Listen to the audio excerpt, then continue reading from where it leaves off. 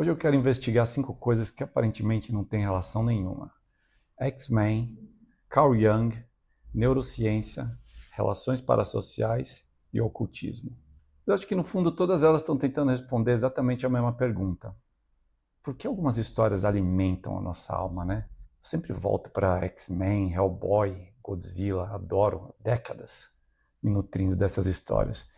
É quase como se elas alimentassem uma parte da nossa psique que a vida cotidiana vai deixando desnutrida, né? Eu, no momento, estou realmente obcecado por HQs, eu acho que é uma das grandes artes, com certeza. Mas voltando a falar do nosso fenômeno, o que está acontecendo aqui? Talvez a resposta comece por aqui, ó. O cérebro humano, ele pensa em histórias. A gente não pensa em lista, a gente pensa em narrativa. Você não aprende coragem lendo uma definição no dicionário. Ah, eu abri lá, coragem. Você aprende coragem vendo o Logan, Wolverine levantar todo lascado depois de tomar espadada, tiro, bicuda pela centésima vez. Resiliência, por exemplo. Você não entende um trauma apenas lendo psicologia. Você vê outro personagem que eu adoro, Magneto, ele carrega aquele trauma, aquela dor há décadas, né?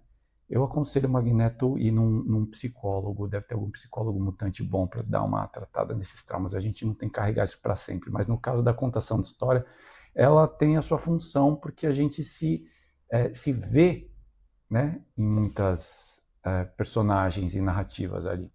Acho que é o grande diferencial do ser humano, porque falar que é mais inteligente, mais ou menos, né? Acho que tem muito bicho que, para algumas outras coisas, é mais inteligente que o ser humano, se a gente for pegar a régua para ver. Mas a contação de história realmente é algo que nenhum outro ser nesse planeta tem. Se você lembrar de algum ser que sabe contar história fora Homo sapiens, deixa aí no comentário. E aqui a coisa começa a ficar mais interessante ainda, que existe um conceito na psicologia chamado de relação parasocial.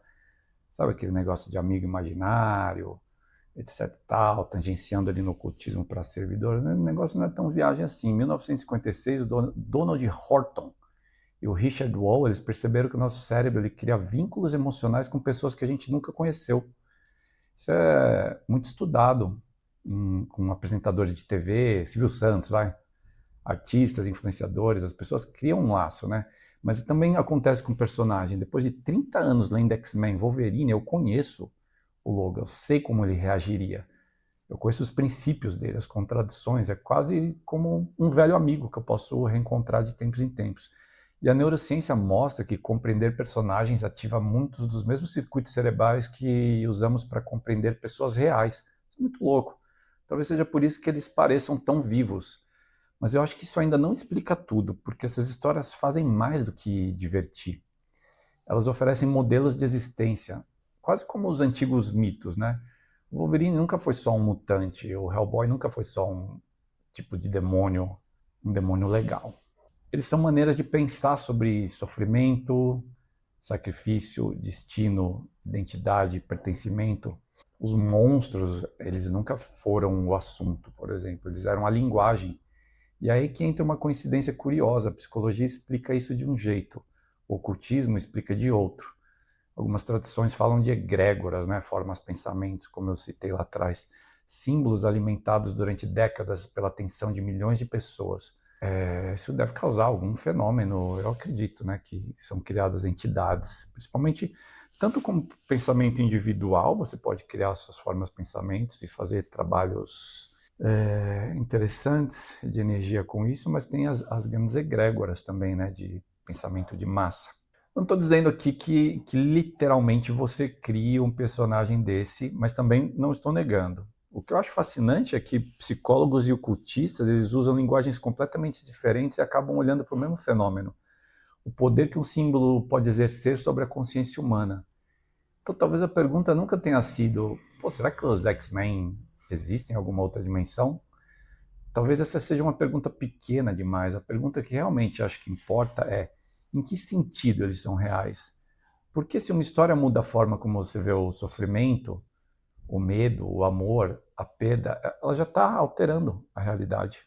E é por isso que eu não me vejo estudando cultura pop porque ela fala de heróis e personagens interessantes. Eu estudo a cultura pop porque ela fala da nossa consciência usando a linguagem desses personagens, desses heróis, desses monstros.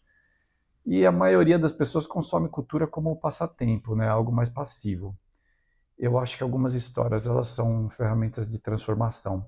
E isso é uma das missões desse canal, tentar buscar profundidade e outros ângulos e outras leituras no que algo que aparentemente pode parecer pueril e juvenil, talvez seja muito mais profundo e útil do que você imagina.